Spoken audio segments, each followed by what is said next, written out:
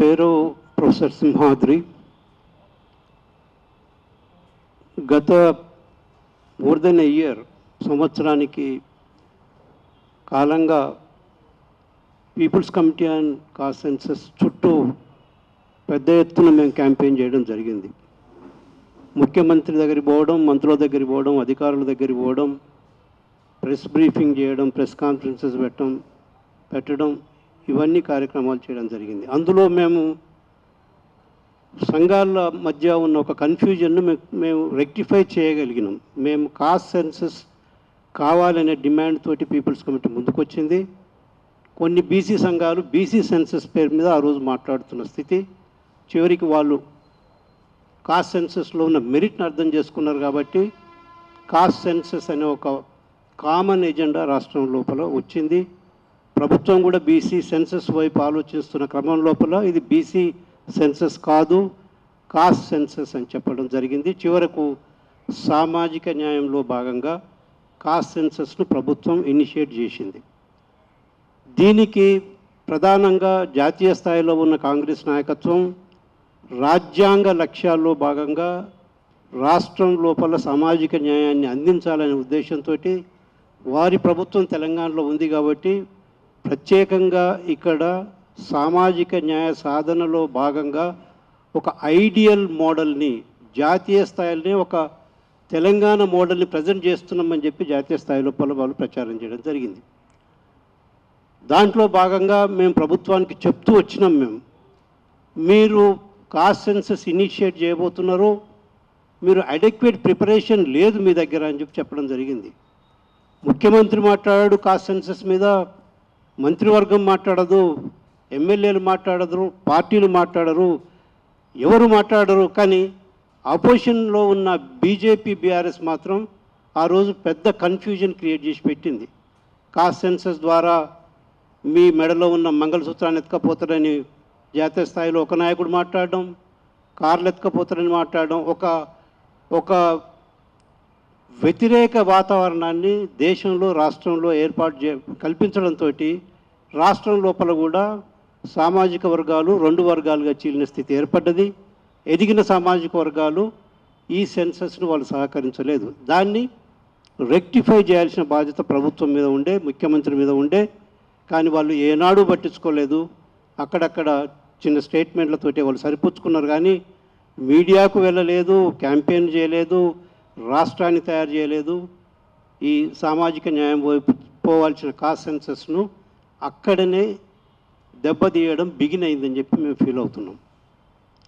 అయితే రాష్ట్ర ప్రభుత్వం కాస్ట్ సెన్సస్ ఈరోజు అగ్రిగేట్ లెక్కలను మాత్రమే ప్రజెంట్ చేస్తున్నది. కాన్స్టిట్యూషనల్ కేటగిరీస్లో భాగంగా ఎస్సీ, ఎస్టీ, ఓబీసీ, మైనారిటీ, అదేవిధంగా ఓసీ అనే కేటగిరీస్లో భాగంగానే ఒక చిన్న పార్ట్ను మాత్రమే రాష్ట్రం ముందు ప్రజెంట్ చేయడం జరిగింది.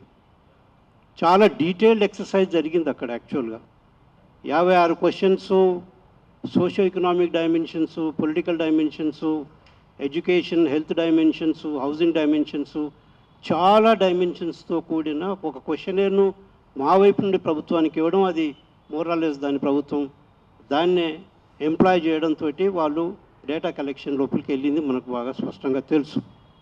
అయితే ఆ డేటా ఇంకా బయటికి రాలేదు, కులాల స్థితిగతులు ఇంకా బయటికి రాలేదు, కులాలకున్న సంపద, ఎడ్యుకేషను, బ్యాక్వర్డ్నెస్ బయటికి రాలేదు. గత 75 సంవత్సరాలుగా దేశం లోపల, రాష్ట్రం లోపల సామాజిక న్యాయానికి విఘాతం జరిగిందని చెప్పి సంఘాలు దశాబ్దాలుగా కొట్లాడుతున్న స్థితి ఉన్నది రాష్ట్రంలో, దేశం లోపల కూడా. అభివృద్ధి అనేది కొన్ని కులాల చేతులకు వెళ్ళిపోయింది, అవకాశాలు మొత్తం కొన్ని కులాల చేతులకు వెళ్ళిపోయినాయి, ప్రతి వ్యవస్థ కొన్ని కులాల చేతులకు వెళ్ళిపోయినాయి. ఒక పెద్ద ఎత్తున దాదాపు 90% జనాభా ఈ మోడర్నైజేషన్కు దూరంగా నెట్టివేయబడుతుందని చెప్పి పెద్ద ఎత్తున దేశంలో, రాష్ట్రంలో క్యాంపెయిన్ జరుగుతున్న క్రమం లోపల ఈ సామాజిక న్యాయం కేంద్రంగా వచ్చిన కాస్ట్ సెన్సస్ ఆ లక్ష్యాన్ని సాధించలేదు అని చెప్పి నేను ఫీల్ అవుతున్నా, మేమందరం కూడా ఫీల్ అవుతున్నాం. ఆ లక్ష్య సాధన, అసలు ఆ లక్ష్యం మీద ప్రభుత్వానికి స్పష్టత లేనట్టు కనబడుతున్నది. వాళ్ళు ఏదో పైనుంచి వచ్చింది, ఏదో అఫీషియల్స్కి అప్పచెప్పుదాం, వాళ్ళు ఏదో తయారు చేస్తారు, ఆ డేటాను తీసుకొచ్చి ప్రజెంట్ చేద్దామని చాలా ఇండిఫరెంట్గా, అన్కన్సర్న్డ్గా, ఏమాత్రం పట్టింపు లేని ప్రభుత్వంలాగా ప్రభుత్వం వ్యవహరించింది. దానికి ముఖ్యమంత్రే దానికి బాధ్యత వహించాల్సిన అవసరం ఉన్నది. దురదృష్టవశాత్తు ముఖ్యమంత్రి చుట్టూ ఉన్న ఒక అడ్వైజరీ టీము అది ముందు నుంచి రిజర్వేషన్స్ను, ఓబీసీ రిజర్వేషన్స్ను వ్యతిరేకించుకుంటూ వచ్చిన టీమే ముఖ్యమంత్రి గారికి అడ్వైజరీ టీం లాగా తయారై కూర్చున్నది. ఆ అడ్వైజరీ టీము మనం దీన్ని 42% ఇవ్వాల్సిన అవసరం లేదు అనే రూపం లోపల కూడా ప్రభుత్వాన్ని సజెస్ట్ చేస్తున్న ఫామ్ కూడా మనకు బయటకు తెలిసిందనేది మనకు స్పష్టంగా తెలుసు. కాబట్టి ముఖ్యంగా ఈరోజు ఏదైతే లక్ష్యంతో కాస్ట్ సెన్సస్ ఈ రాష్ట్రం లోపల ఇనిషియేట్ చేసినారో, సామాజిక న్యాయం అనే లక్ష్యంతో ఇనిషియేట్ చేసిన కాస్ట్ సెన్సస్ అది సామాజిక న్యాయం కాకుండా సామాజిక న్యాయానికి విఘాతం కలిగించే ఈడబ్ల్యూఎస్ రిజర్వేషన్ కోసం ఈ సెన్సస్ చేసినట్టు మనకు స్పష్టంగా కనిపిస్తున్నది. అది దేశ స్థాయిలో బీజేపీ ఇనిషియేట్ చేసింది, రాష్ట్ర స్థాయిలో బీఆర్ఎస్ వాళ్ళు 10% ఈడబ్ల్యూఎస్ రిజర్వేషన్స్ ఈ రాష్ట్రంలో ఇచ్చిండ్రు. యాక్చువల్గా అది 10% వరకు ఇవ్వచ్చు, అంటే 2 ఇవ్వచ్చు, 3 ఇవ్వచ్చు, 5 ఇవ్వచ్చు, అసలే ఇవ్వకపోవచ్చు. కానీ ఆ రోజు ఉన్న జనాభా లెక్కల ప్రకారం, గత ప్రభుత్వం ముందున్న జనాభా లెక్కల ప్రకారం హిందూ ఓసీసు 7% కంటే తక్కువ ఉన్న స్థితి. ఒకవేళ ముస్లిమ్స్ లోపల ఉన్న ఫార్వర్డ్ కమ్యూనిటీని కూడా యాడ్ చేస్తే 10% ఉన్న స్థితి. అయితే 10% ఉన్న ఈ జనాభాకి 10% రిజర్వేషన్ మన కేసీఆర్ గారు ఇచ్చారు. అదే పంచాయతీరాజ్లో ఉన్న ఓబీసీ రిజర్వేషన్స్ 65% జనాభాగా ఉన్న ఓబీసీస్కి 33% ఉంటే దాన్ని తీసుకొచ్చి 18% ఇచ్చిన కేసీఆర్ ఒక అగ్రకుల పక్షపాతిలాగా గత ప్రభుత్వంలో అతను వ్యవహరించిండు. అదే ప్రాసెస్ ఈ కాంగ్రెస్ నాయకత్వం లోపల కొనసాగుతున్నట్టు కనిపిస్తున్నది. బీజేపీ ఇనిషియేట్ చేసింది, బీఆర్ఎస్ ఇంప్లిమెంట్ చేసింది, ఈరోజు కాంగ్రెస్ వాళ్ళు కొనసాగిస్తున్నారు. అంటే వీటి మధ్య ఈ ప్రభుత్వానికి, ఈరోజు ఉన్న ప్రభుత్వానికి బీజేపీ బీఆర్ఎస్కు మధ్య తేడా కనిపించడం లేదు. వీళ్ళ ముగ్గురి ఏజెండా బ్యాక్వర్డ్ క్లాసెస్ను ఎక్స్క్లూడ్ చేయడమే, అణిచివేయడమే, అవకాశాల నుంచి దూరం చేయడమే లక్ష్యంలాగా ఈ ప్రభుత్వం వ్యవహరిస్తున్నది. దాన్ని మనకు స్పష్టంగా కనిపిస్తుంది. ముఖ్యంగా అసెంబ్లీ లోపల ముఖ్యమంత్రి గారు మాట్లాడుతూ 2014 సమగ్ర కుటుంబ సర్వే లెక్కలను ఆయన ఒకవైపు నిరాకరిస్తూ ఇంకోవైపు వాడుతున్నాడు. ఏ విధంగా వాడుతున్నాడు? సమగ్ర కుటుంబ సర్వేలో భాగంగా 2014లో ఓసీలు 21% ఉన్నారని చెప్తున్నాడు. యాక్చువల్గా దాన్ని మనం కొంత డీటెయిల్గా ఎగ్జామిన్ చేస్తే యాక్చువల్గా ఆ డీటెయిల్స్ అక్కడ హెచ్ఆర్డీలో భాగంగా అది సైట్లో, ప్రభుత్వ సైట్లో ఉన్నప్పటికీ దాన్ని 2014లో 2 మేజర్ పత్రికలలో పబ్లిష్ అయినాయి. ఈనాడు పత్రికలో పబ్లిష్ అయింది, నమస్తే తెలంగాణలో పబ్లిష్ అయింది. ఆ అగ్రిగేట్స్ మొత్తం, ఆ టేబుల్స్ మొత్తం ఆ రోజు పబ్లిష్ అయినది. దాంట్లో మనం చూస్తే తెలివిగా ఆనాటి ప్రభుత్వం ఏం చేసిందనంటే మైనారిటీస్ని, హిందూ ఓసీస్ని కలిపి 21% అని చెప్పిండు. అంటే మైనారిటీస్ 14.3% ఉంటే 7% కంటే తక్కువ ఉన్న హిందూ ఓసీస్ని కలిపి 21% అని చెప్పిండ్రు. ఈరోజు ఆ ముఖ్యమంత్రి గారు, మన ముఖ్యమంత్రి గారు ఏం మాట్లాడుతున్నారు? ఆ ప్రభుత్వం 21 ఓసీ ఉందని చెప్తున్నాడు. మరి మైనారిటీస్లో ఉన్న 13% ముస్లింలు ఉంటే అందులో 10% ఓబీసీ ముస్లిమ్స్ ఉన్నారు. అది తీసేసి మాట్లాడాలనే సోయి జ్ఞానం ఈ ప్రభుత్వం దగ్గర ఉన్నట్టు కనపడటం లేదు. ఒకవేళ తీసేస్తే అక్కడ మిగిలేది 10% మాత్రమే ఓసీలు. ఈరోజు మనం ఆర్గ్యూ చేస్తుంది కూడా 10% మాత్రమే. కానీ ఈరోజు కూడా నిన్న ఉత్తమ్ కుమార్ రెడ్డి గారు మాట్లాడుతూ ఆ రోజు ఓసీలు 21% ఉన్నారు అని చెప్పి 2014 సమగ్ర కుటుంబ సర్వేలో భాగంగా తేలిందని చెప్తున్నాడు. తేలిన మాట వాస్తవం. కానీ మైనారిటీస్ లోపల 10% ముస్లిం ఓబీసీస్ ఉన్నారు. ఆ 10% ముస్లిం ఓబీసీస్ని బీసీస్ తోటి కలిపితే ఆ రోజు 51% హిందూ ఓబీసీస్ అని ఆ ప్రభుత్వం చెప్పింది. ఈ 10% కలిపితే 2 కలిపి 61% సమగ్ర కుటుంబ సర్వే ద్వారా మనకు ఓబీసీస్ ఉన్నారని తెలుస్తుంది.